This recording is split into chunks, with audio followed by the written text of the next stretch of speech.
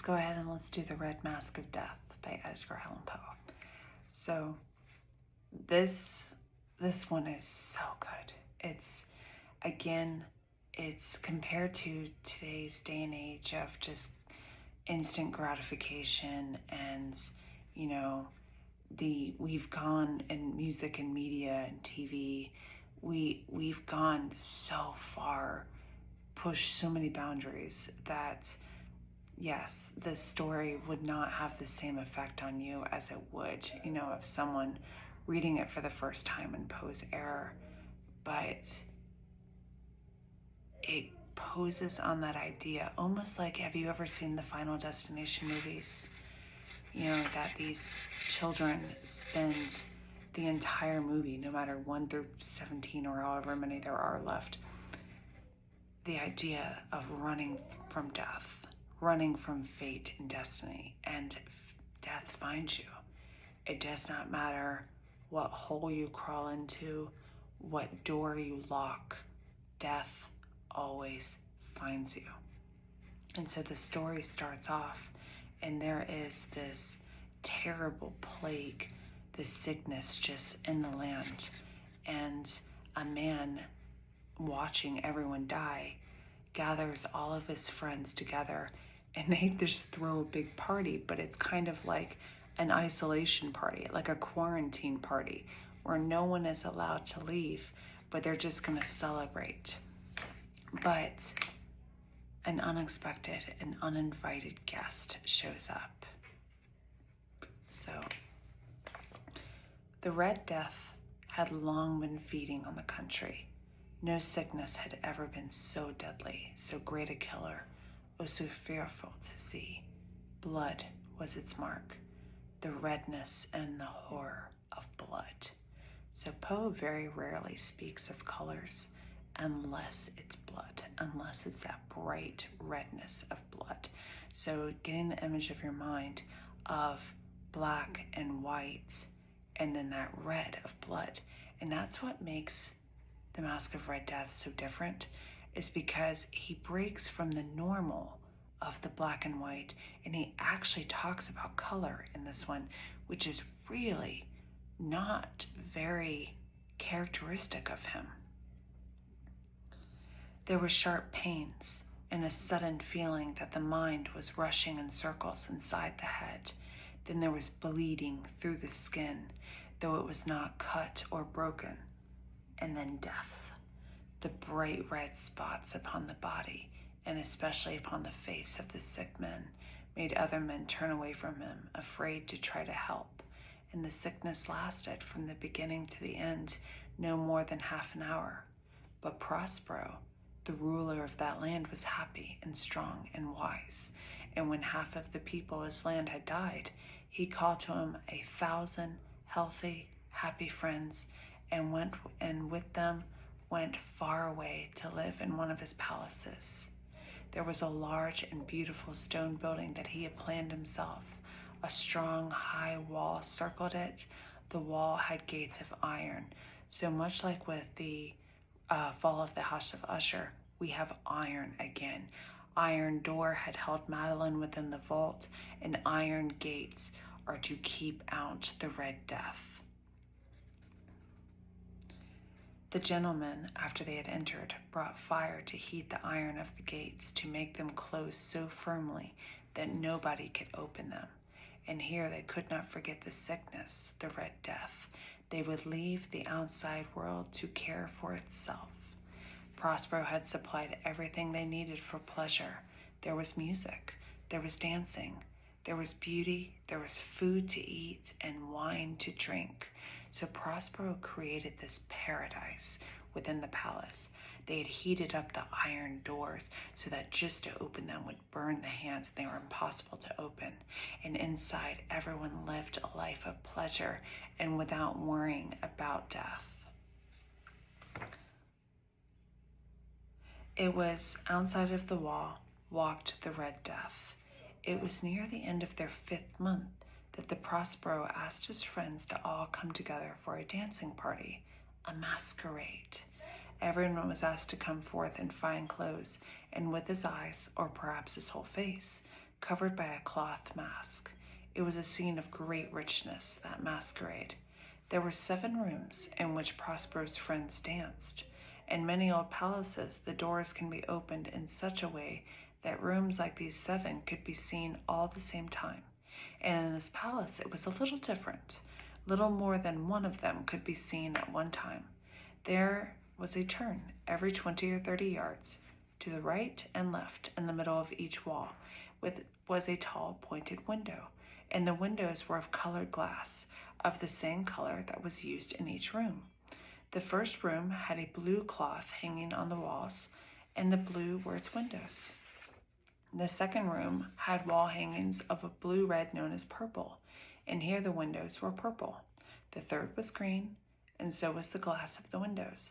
The fourth had hangings and windows of yellow, the fifth of white, and the sixth of violet. But the 7th room had hangings on the walls of rich, soft cloth, which was black as night, and the floor too was covered with the same heavy black cloth. In this room, the color of the windows was not the same. It was red, a deep blood color. All of the rooms were lighted through the outside windows, and the resulting light was strange indeed, as it colored the shapes of the dancers. But the light that fell on the black hangings through the blood-colored glass was the most fearful of them all. It produced so wild a look on the faces of those who entered that there were few of the dancers who dared to step within those dark walls. Would you? If you were at this party, what room do you think you would have danced in?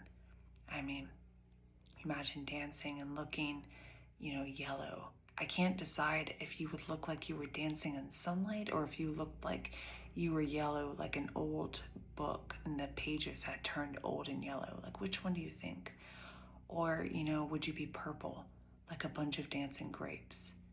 But red and black, oof, that is an image.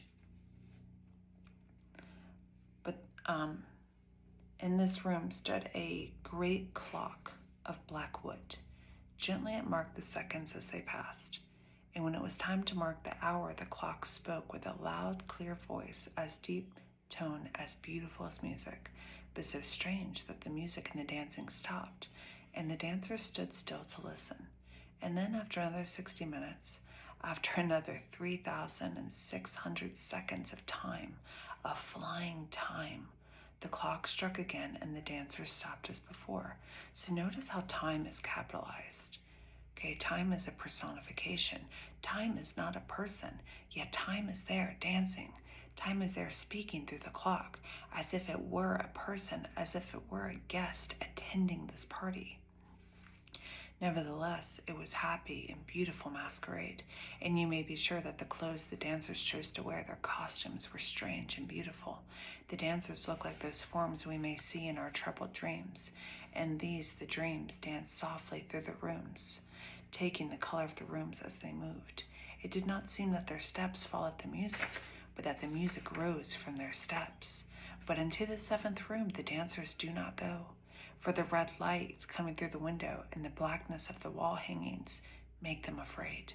And he who enters hears more deeply the striking of the great black clock. But other rooms are crowded, and in them beats hotly the heart of life, and the dance goes on until at last the clock begins to strike 12. And again the music stopped, and again the dancers stood without moving while the slow striking sound continued. Before the clock was quiet again, many in the crowd saw in that first room, the blue room, there was a masquerader who had not been seen before. And as they talked softly to each other about him, a feeling of surprise spread through all the dancers, and then a feeling of fear and of sickening horror. So someone showed up to the party uninvited. In such a group as this, only a very strange masquerader could have caused such a feeling. Even among those who laugh at both life and death, some matters cannot be laughed at.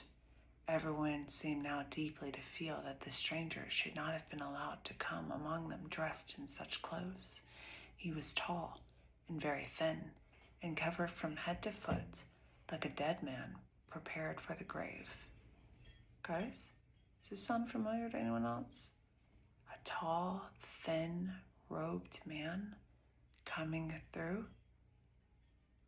Anyone ever see an image of the Grim Reaper? The mask which covered his face, or was it really a mask? The mask which covered his face was so much like the face of a dead man that the nearest eye could not see the difference. And yet all this might have been acceptable, but the masquerader, whom nobody knew, had made himself look like the Red Death itself. His clothes were spotted with blood, and the mask over his face was covered with the terrible red spots. Or perhaps it was indeed his face. When Prospero looked upon this fearful form, he was first filled with terror, and then the anger. "Who dares?" he cried. "Take him! Seize him! Pull off this mask, so we may know who he is, so we must hang at sunrise." And Prospero stood in the blue room when he spoke these words. They sounded through the 7 rooms loud and clear, and at first, as he spoke, some of the dancers seemed to rush toward the strange masquerader, but they stopped, afraid, and no one dared put out a hand to touch him. The stranger started to walk through the 2nd room, and he passed within a few feet of Prospero, who stood still, surprised. And while the dancers moved back from the center of the room, the stranger moved quietly, without being stopped, with a slow and measured step, through the blue room, to the purple room, through the purple room, to the green room, through the green to the yellow, through this to the white, and then to the violet room. And as the stranger was entering the 7th room, Prospero suddenly and angrily rushed through the 6 rooms. No one dared to follow him. He held a sharp knife high above his head, ready to strike the stranger. And when he was within 3 or 4 feet of the strange masquerader, the stranger turned and stood silent, looking firmly into Prospero's eyes. There was a cry, and the knife dropped shining upon the black floor, upon which a moment later Prospero himself fell dead.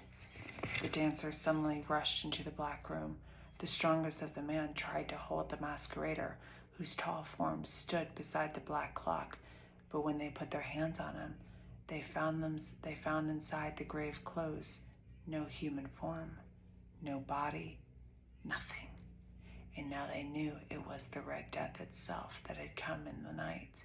One by one, the dancers fell, and each died as he fell, and the fires died, and the clock stopped, and the darkness and decay and the Red Death ruled forever over all. The Red Mask of Death.